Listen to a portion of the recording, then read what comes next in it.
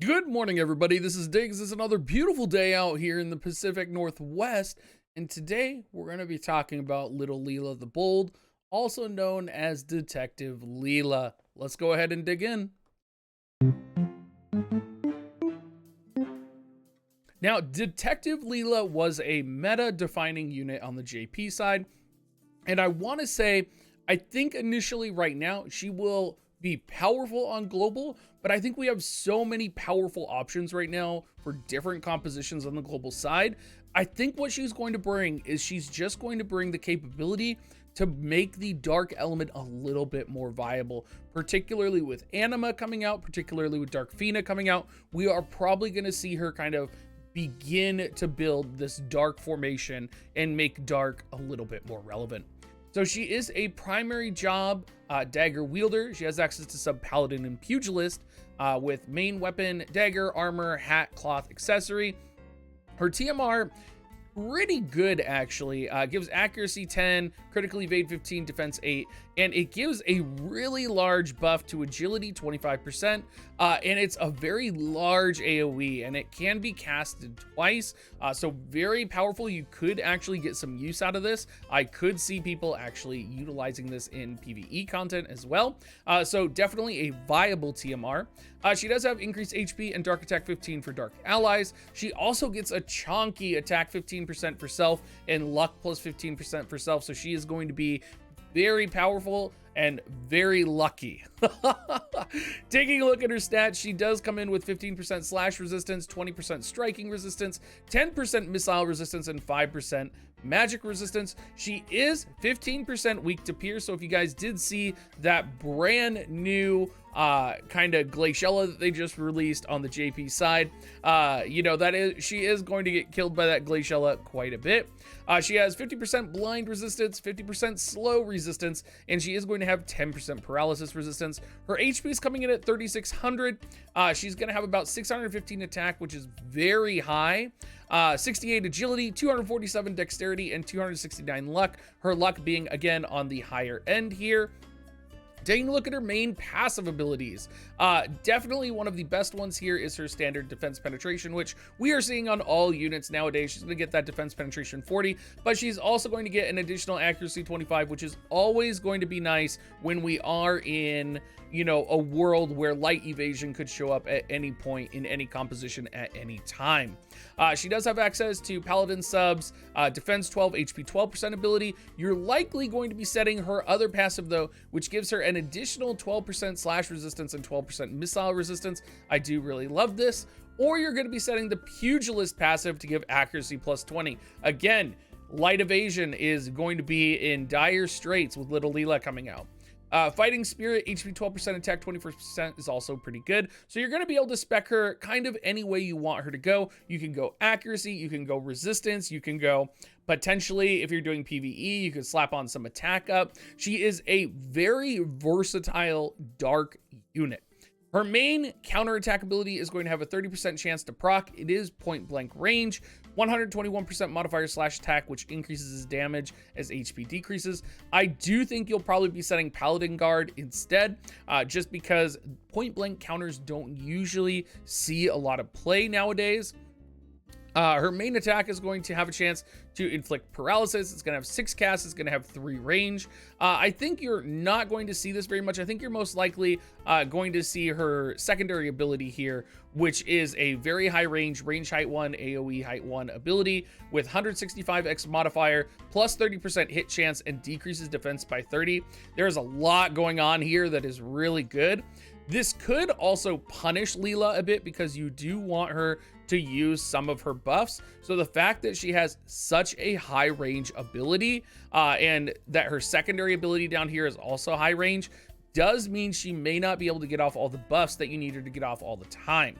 Her secondary high range ability here is a large AoE ability which dispels all buffs for targets, dispels haste, and it says dispels physical damage and magical damage for targets. Again, I don't know if that means barrier. I don't know. The wording has been changed on WoTV Calc, and I'm not quite sure what that means there. But, you know, if you want her to hit, you know, large swaths of units, if you want her to hit evasion units and lower defense, if you want to utilize her in a PvE content For Dark Slash, she's going to be very good because she lowers defense. And as you're going to see in her secondary kit, she does lower slash resistance. So she's going to be very good.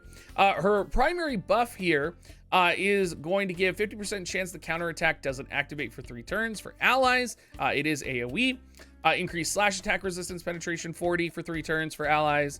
And then restore own HP when it is less than 20% HP for self, and restore AP 20 for self. Now, this is the first time that we've seen this mechanic in global, where when your HP is reduced below a certain threshold, you are going to auto heal for a large amount, essentially. This is going to be really powerful. It's going to be really different. Snow is another unit that has an ability like this, and it's going to be great.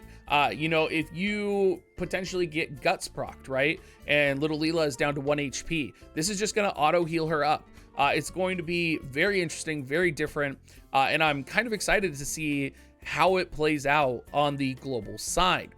Now, of course, talking about Guts, she does get Guts, and one of the things that is really powerful about her, remember I said you want to get kind of 2 buffs off. You want to get this Lifestyle Tactical Instruction buff, which is going to give you that Restore HP ability and that slash attack resistance penetration for the party. You're also going to want to get off the Enhanced Guts ability, which is essentially Guts, but as long as Guts is on you, you're going to have access to AoE resistance plus 20. So it's a very powerful ability. It's doing a lot of work. And she's one of those units very similar to Astrius, where you may not have the capability to use a TMR on her. You may not be using a TMR ability. You may just be focusing on these 2 abilities, making sure these 2 abilities get off so that she can kind of do what she does, which is be a monster brawler, accuracy destroying, debuffing monstrosity, right? Her job level 25 is going to dispel protect for the target, 200% modifier, shorter range, you'll notice, but range height 2. It's also going to decrease healing power 70. Really good, but I think you're really going to see the other abilities used a lot more. Secondary kit, she is going to have decreased slash resistance 38%, which is great.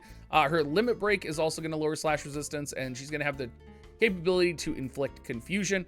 I think you're probably going to be setting her on her secondary. You may decide to set her sub paladin, but again, sub paladin you may use for maybe, you know, taunting blade or potentially for sentinel. But is she going to get a chance to use those? Is she going to get a chance to, you know, pop that sentinel buff again? I really don't think so.